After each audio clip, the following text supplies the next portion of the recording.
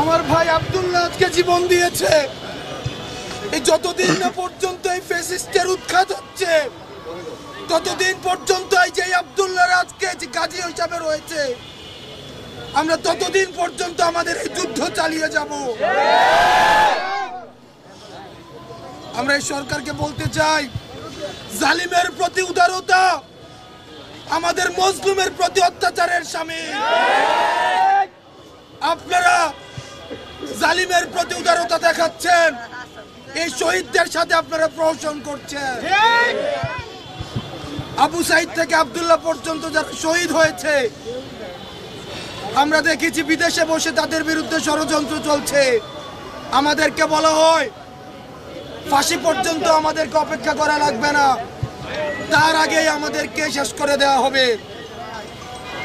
আমরা বলতে চাই, মৃত্যু থেকে জীবন থেকে মৃত্যু পর্যন্ত এই মধ্যবর্তী সময়টাই বিপ্লব।